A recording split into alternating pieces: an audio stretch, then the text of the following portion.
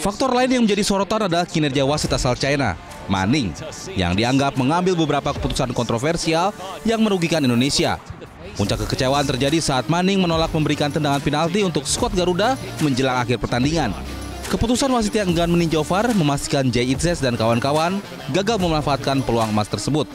Petaka lain bagi timnas Indonesia terjadi di menit ke-76 saat gol tunggal kemenangan Irak dicetak oleh Zinedine Iqbal yang bermula dari sebuah blunder.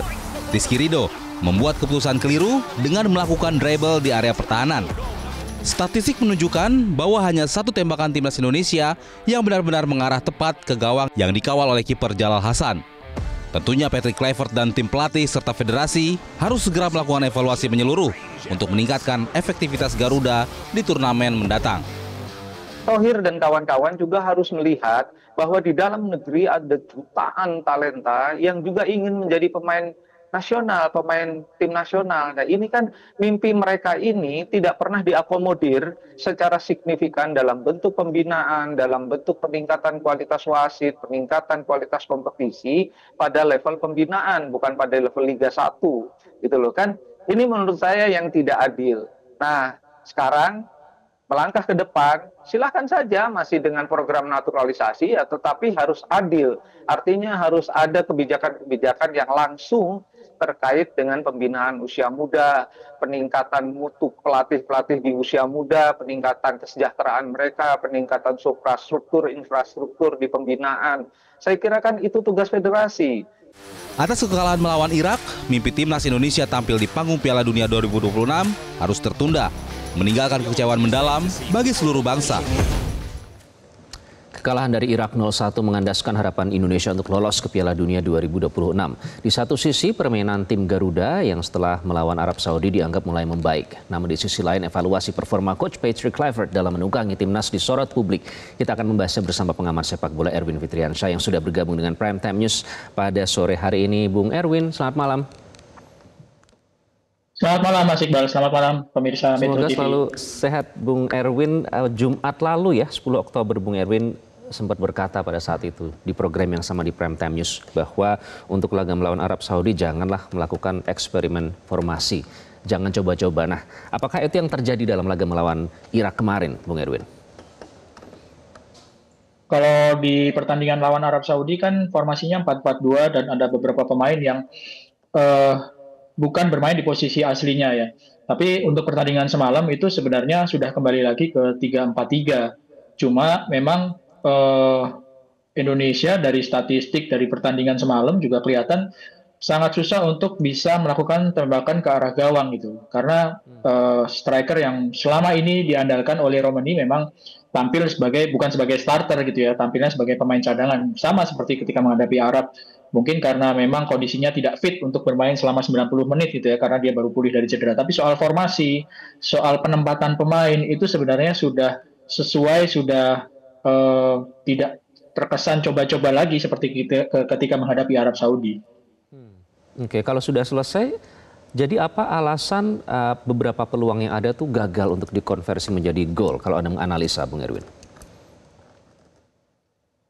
Kualitas terutama di posisi striker, kualitas antara Ole Romani yang selama ini menjadi pemain utama, menjadi pemain starter dengan para pemain cadangannya itu gapnya menurut saya agak jauh ya, sehingga ketika Ole Romani tidak fit, terkena cedera, pemain yang ditampilkan untuk menggantikan posisi dia sebagai starter ya akhirnya jadi susah gitu karena kualitasnya memang agak jauh, terutama di lini penyerangan ya. Ketika ada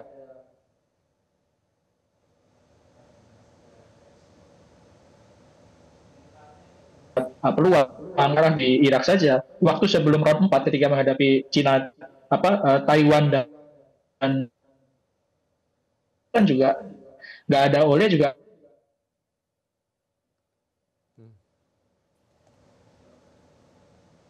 Baik.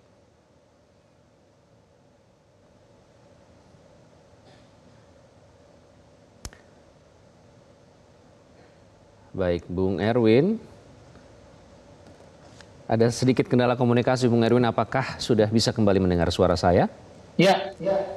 Oke. Jadi tadi sampai dengan kualitas dari Ole. Sudah bisa aman, Mas Iqbal. Iya. Silakan dilanjutkan tadi sampai dengan kualitas dari Ole Romeni, Bung Erwin. Ya, kualitas Ole Romeni yang selama ini menjadi pemain starter, terutama di lini depan, itu agak jauh gap-nya dengan pemain-pemain pelapisnya. Mauro Zylstra yang tampil semalam, terus ada Ramadan Sananta yang menjadi striker tapi tidak juga dimainkan juga di 2 pertandingan kemarin itu. Jadi khusus untuk lini penyerangan memang susahnya di situ. Ketika striker utama yang selama ini diandalkan tidak bisa main secara penuh karena baru sembuh dari cederanya operasi lagi ya. Eh, Susah untuk bisa mencetak gol ketika pemain pelapisnya itu kualitasnya tidak dekat dengan Ole Romeni. Oke. Banyak yang menyebut babak pertama itu permainan Indonesia cukup mendominasi ya, lebih baik begitu.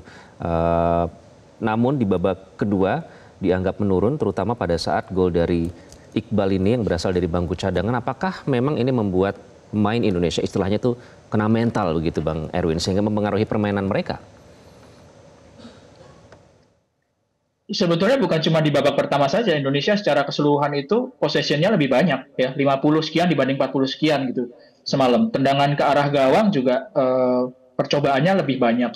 Operannya lebih banyak, operan suksesnya juga lebih banyak. Tapi sekali lagi bahwa ada satu kesalahan, ada satu kelengahan yang dilakukan oleh para pemain belakang Indonesia, para pemain Indonesia ya, terutama di lini belakang, sehingga lawan bisa mencetak gol. Sebelum tampil di awal pertandingan, itu kan sebenarnya tekanan ada di tim Indonesia, karena di pertandingan pertama Indonesia kalah.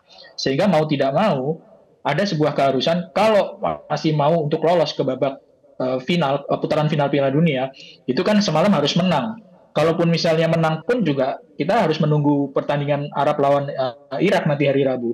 Jadi tekanan itu sudah ada di menit-menit awal, sudah ada di awal pertandingan, itu sudah ada tekanannya. Ketika kebobolan, ya, meskipun banyak menguasai permainan dan kebobolan, itu tekanannya makin bertambah lagi, saya yakin. Dan itu juga tidak mudah kan ya bagi para pemain Indonesia gitu menghadapi situasi seperti itu. Apalagi Irak juga disiplinnya juga sangat bagus gitu di lini pertahanan, meskipun mereka banyak dikuasai permainannya dikuasai oleh banyak pemain Indonesia, tapi mereka tidak terlihat gentar gitu ya, disiplin sekali di lini pertahanan, dan itu saya pikir membuat tekanan semakin bertambah ya, apalagi kan golnya di babak kedua, waktunya semakin menipis, itu pasti luar biasa tekanannya. Oke, Bung Erwin, artinya kalau kita memandang secara objektif ya, kalau tadi Anda menyatakan bahwa tekanan diterima lebih besar oleh tim Indonesia begitu, plus lagi ada faktor eksternal ya, jadwal padat, kemudian kelelahan, kemudian ekspektasi publik yang begitu tinggi. Apakah secara objektif kita bisa menyatakan bahwa mental timnas Indonesia ini bisa dibilang sudah jauh lebih baik dalam menghadapi pertandingan seperti ini dan dalam kelas seperti ini? Bisa dibilang sudah cukup baik ya. Indonesia itu kan nggak cuma tampil di Arab ini sekali aja gitu. Di pertandingan pertama round 3 itu kan juga tampil di Arab Saudi, dan waktu itu nggak kalah Indonesia, mainnya 1-1. Sudah pernah bermain juga di China, di Bahrain juga nggak kalah 2-2 ya. Di China kalah, di Australia, di Jepang, dengan menghadapi kualitas lawan yang top levelnya Asia. Saya pikir mentalnya pemain-pemain Indonesia itu juga sudah terasah. Cuma kan sekali lagi bahwa di momen krusial seperti 2 pertandingan ini gitu, nggak cukup hanya mental aja gitu yang terasah, yang sudah teruji. Kesiapan pemain, bagaimana skuad itu lengkap dengan kondisi fit 100%, bagaimana recovery di tengah pertandingan jadwalnya yang padat, itu kan sangat mempengaruhi. Dan soal jadwal itu Indonesia yang memang menghadapi jadwal yang paling menantang gitu. Hanya 2-3 hari kurang recovery-nya. Arab setelah menghadapi Indonesia punya waktu hampir seminggu karena Rabu baru main lagi. Sementara Irak ketika menghadapi Indonesia itu dalam kondisi yang sangat fresh. Itu salah satu contoh hal yang juga mempengaruhi penampilan Indonesia gitu, dan harus dihadapi gitu. Jadi kalau misalkan mental itu juga sudah teruji di beberapa pertandingan sebelumnya, masih ada banyak hal lain yang juga bisa mempengaruhi kan. Oke, termasuk soal teknis ya. Jadi mungkin itu salah satu yang juga menyebabkan Irak ini lebih berpengalaman istilahnya dalam memanfaatkan momen krusial jika dibandingkan dengan Indonesia. Apalagi jika Indonesia sebenarnya sudah disebut siap secara mental. Jadi Anda mengevaluasi Coach Kluivert seperti apa, Bung Erwin? Apalagi kalau kita melihat ada tagar atau hashtag yang disuarakan publik terkait dengan performa Coach Kluivert yang dianggap tidak maksimal ini. Satu hal yang harus dihadapi oleh Coach Patrick Kluivert adalah dia belum memiliki waktu yang cukup panjang untuk mempersiapkan tim untuk beradaptasi ya. Ketika menghadapi ajang pra Piala Dunia ini kan datangnya waktu lawan Australia, langsung lawannya kelas berat ya. Main di Australia, setelah itu lawan Jepang, lawan Bahrain, lawan China. 2 pertandingan uji coba dan 2 pertandingan di round 4. Jadi waktunya belum terlalu banyak ya. Tapi ada beberapa catatan, terutama ketika menghadapi Arab Saudi. Itu yang kelihatan sekali adalah pertanyaan soal formasi yang diturunkan, pemain yang tidak terbiasa di posisi naturalnya, itu kan yang harus dievaluasi gitu ya. Jadi tetap harus dievaluasi dengan hasil ini, dan bukan cuma pelatih sebetulnya, karena yang hire Patrick Kluivert ini kan PSSI, di tengah sedang berjuang di round 3 diganti, itu kan resikonya sebetulnya sangat besar gitu ya, dengan adaptasi yang harus cepat, dengan posisi Indonesia yang menghadapi lawan yang kelas berat, makin lama kan makin susah lawannya itu. Tapi ada risiko yang diambil oleh PSSI. Saya kira itu juga harus dievaluasi, karena kan yang meng-hire Patrick Kluivert kan juga PSSI gitu. Oke. Memandang ke depan ya, Bung Erwin, tentunya kita tidak ingin berlarut-larut, kita harus mulai untuk membangun strategi begitu supaya timnas bisa meraih hasil yang jauh lebih baik. Prioritas apa yang harus dilakukan oleh PSSI, dan termasuk soal bibit-bibit muda yang masuk ke timnas ini? Apakah ini pertanyaan yang cukup sensitif sebenarnya, karena kita tidak membedakan lagi antara pemain naturalisasi dan yang Indonesia begitu ya. Karena semua berjuang untuk Indonesia. Apakah ini artinya seharusnya kita bisa meraih hasil yang lebih baik menimbang banyaknya pemain naturalisasi ini? Apa prioritas utamanya, Bung Erwin? Prioritas utamanya adalah bagaimana menyeimbangkan pemain yang sudah dinaturalisasi, pemain abroad, sama pemain-pemain yang berkompetisi di Indonesia, pemain asli Indonesia. Karena apa? Pemain naturalisasi ini kan nggak gampang nyarinya. Sekarang kalau ditanya siapa lagi yang bisa dinaturalisasi di usia tim senior seperti sekarang, belum tentu mudah untuk didapatkan, karena kan makin lama makin habis, makin lama makin sedikit. Apalagi yang kualitasnya ya kualitas top level seperti Calvin Verdong atau J.I.Z. Ini kan nggak mudah untuk dicari. Kalaupun ada juga prosesnya juga belum tentu mudah gitu ya. Jadi sudah semakin menipis stok untuk pemain yang bisa dinaturalisasi. Nah, bagaimana caranya supaya mendapatkan pemain lagi untuk stok pemain tim nasional?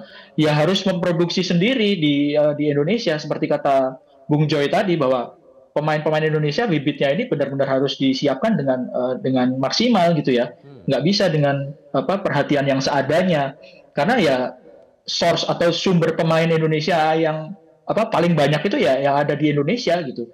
Dan mereka kan nggak perlu dinaturalisasi gitu, mereka nggak perlu proses ya. Kalau warga negara Indonesia ya langsung aja main untuk timnas kalau kualitasnya memang bagus. Tapi kan selama ini susah untuk didapatkan, karena itu tadi bukan mungkin ya, proses pembinaannya ya belum digarap dengan serius, blueprint-nya juga belum ada yang benar-benar dijalankan gitu ya. Ada, itu pun juga kadang-kadang dijalankan di bagian Indonesia bagian ini dan Indonesia bagian itu beda gitu. Jadi kan untuk mendapatkan pemain ya harus membibit sendiri gitu. Karena untuk cari pemain naturalisasi kan nggak semudah 3 tahun atau 4 tahun yang lalu ketika orangnya itu masih banyak gitu ya. Dan sekarang yang bagus-bagus sudah dinaturalisasi. Mau cari di mana lagi kalau misalnya udah habis? Oke, baik Bung Erwin, kita harapkan ini tentu bukan akhir, jauh dari akhir ya. Justru ini akan membuat timnas Indonesia Garuda Muda semakin naik level dan siap untuk menyambut ajang-ajang selanjutnya. Terima kasih Bung Erwin sudah bergabung dengan Prime Time News pada sore hari ini. Jelajahi cara baru mendapatkan informasi. Download Metro TV Extend sekarang.